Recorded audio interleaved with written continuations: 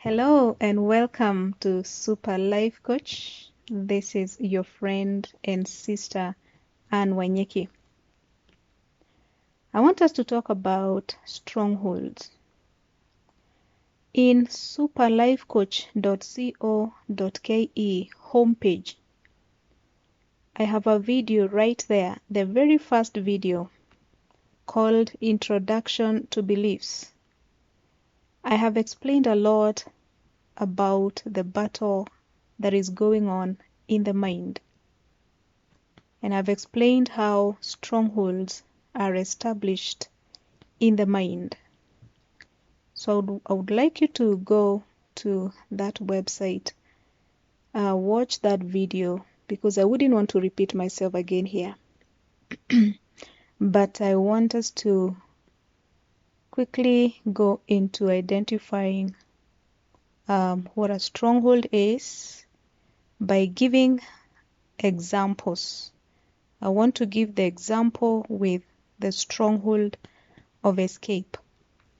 And later we will handle other different strongholds, specifically to help us identify what to do when we are faced with a difficult situation, because with the COVID-19 situation, it has become very clear that we have formed very many ways of escape, and we now know very well that things can change. Our escapes can be shut down, and we don't know where to run to anymore. So I would want us to learn about strongholds so that finally we know how to demolish them. We don't want to continue establishing strongholds in our mind, and then we find ourselves stuck right there. So, what is a stronghold? A stronghold is an area where somebody gets held in as a prisoner as a result of a particular way of thinking. Let me begin to give examples with the stronghold of escape.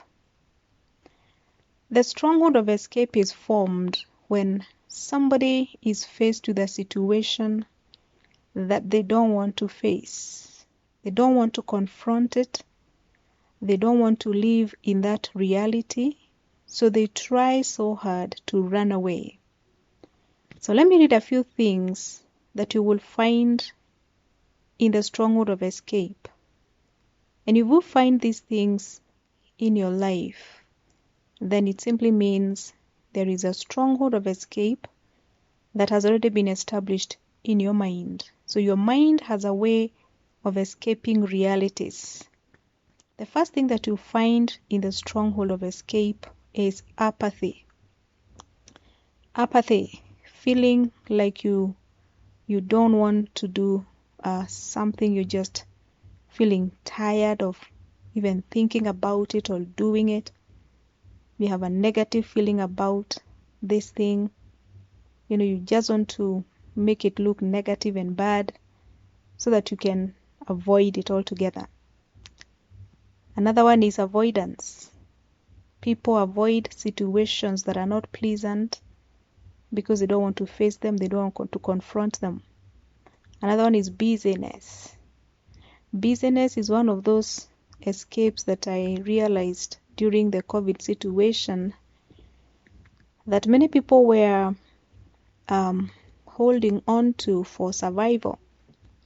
People would get themselves busy with work, busy with chamas if it's the women, busy with social gatherings and planning meetings all over, busy with so much like church work, meetings, church activities, busy to keep themselves away from some unpleasant realities that are there in their lives. So people escape into being busy. They just become busy.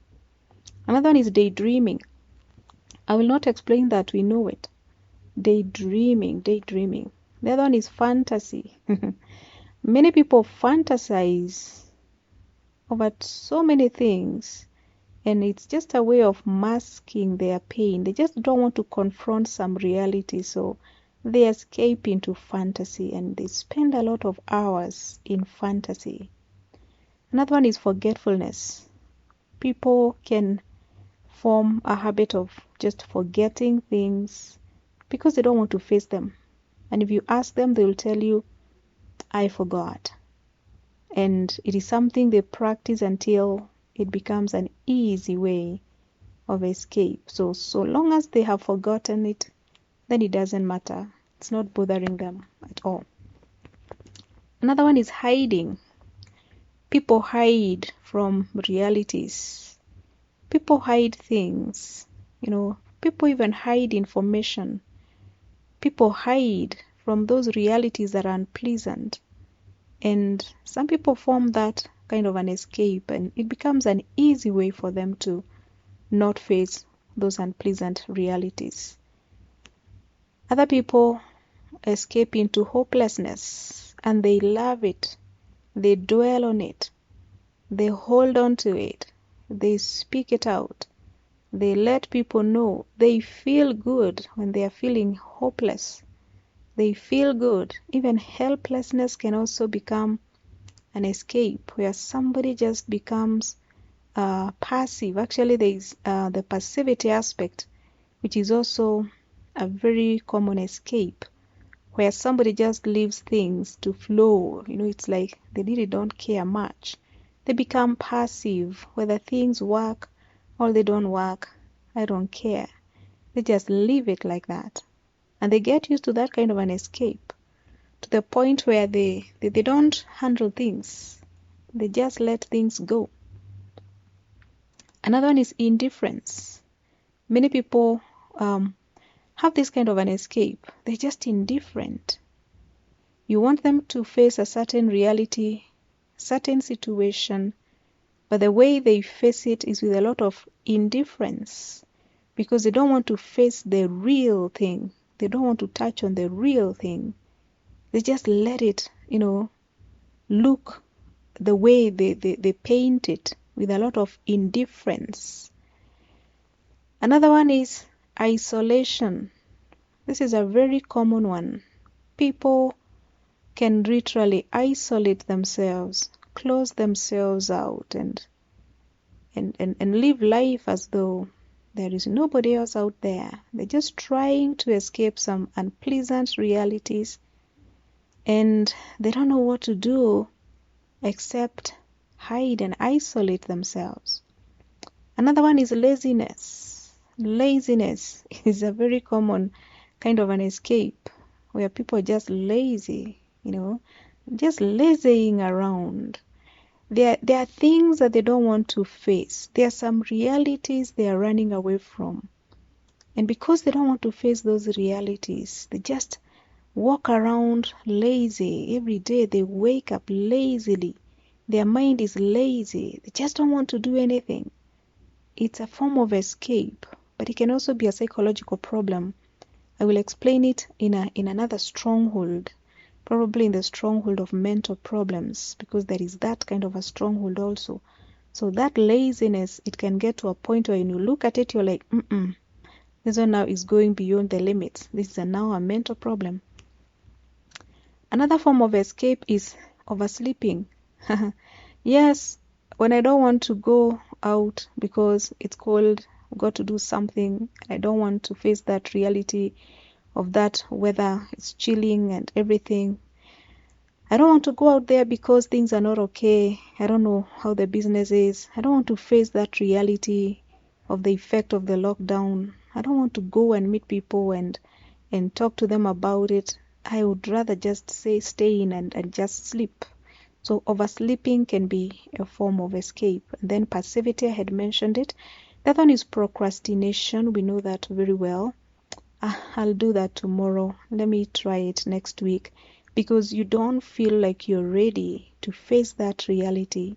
Something is not pleasant. Because if the thing was exciting, you would not procrastinate. If it was if it was exciting, you would run to do it. But not because it's not exciting, you are procrastinating. You're trying to escape it. You're almost wishing that somebody would step in and do it, or it will just pass and you don't have to do it.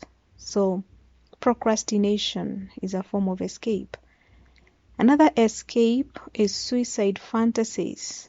People fantasize with suicide, and that has happened a lot during this time of COVID-19, especially with teenagers. Many of them have become suicidal because they don't know what to do with themselves anymore.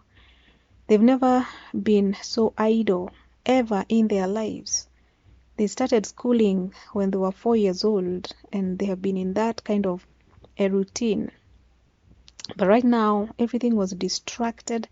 They didn't know what to do anymore. So they're just tired. And because they're with their parents and the close watch of their parent makes them feel quite uncomfortable, then they begin to fantasize with suicide, that if only I would die and get out of this unpleasant reality. Even adults fantasize with suicide, especially like if somebody has a breakdown of a relationship or a divorce or a separation, or somebody has gone through a loss and they're unable to face it. People fantasize with suicide. It's a form of escape. You can escape into that for a while, but the reality is that you're running away from are still waiting there. Other people fantasize with trance. There are people who know how to black out. They just want to black out and be totally absent. So for that season, that moment when they have blacked out, they have escaped. And yeah, some people, when they get into like watching movies, it's a form of like blacking out whatever it is that they didn't want to experience. So that season when they're watching a movie and they're completely sold out, or they're doing a sport, for example, the computer games, and they are completely absorbed, you get into their space, they don't even feel that somebody has come in, and you call them, they can't even hear you. They're completely absorbed. That's a form of a trance. And the other people who know how to actually go on trances and they just black out, their eyes are open, but they're not there. You call them, they're not there. They're looking at something. You're trying to look at what they are staring at. There's nothing they're staring at. They're just having that kind of a trance. The mind is blank. It's a form of escape. And the other one, which I'll finish with here, is addictions. Addictions is also a form of escape. People get all manner of addictions. Addiction to, for example, alcohol, addiction to drugs, addiction to sex, addiction to watching things like pornography, addiction to masturbation as a form of escape, just to escape some unpleasant realities for a while. Addiction to spending. There are people who have that kind of an addiction that when they are so stressed out and they don't want to think about what is happening, they just go out and spend, just go and overspend. There are many forms of addictions, many forms of addictions. Some people get addicted to sports, like they can sit down and watch sports a whole day. Addiction to television, addiction to what? Gambling, addiction to marijuana, addiction to prescription drugs, addiction to sex, addiction to sleep medication, addiction to video games. There are so many types of addictions that people can escape into. So now we know that a stronghold of escape manifests in all those ways. So if you have identified any that I have mentioned, then that has been your kind of escape. So it's time to stop getting into escape. When you are faced with a situation that needs to be resolved, the best thing is sit down with yourself and agree with yourself on what to do, Talk to somebody who can help you think on how to resolve it. Don't just run. Don't just escape. So I welcome you to debate with me on these types of escapes. And let me hear what you have to think about it. Add what you can. Analyze. Let's check these things out. Let's see how we can help somebody if you discover that they have a form of escape. And how would you help them? What would they be running away from? And for how long are they going to run away? So let's talk about this. Let's have a chat. Let's help one another. Yes, you're welcome to chat. Thank you.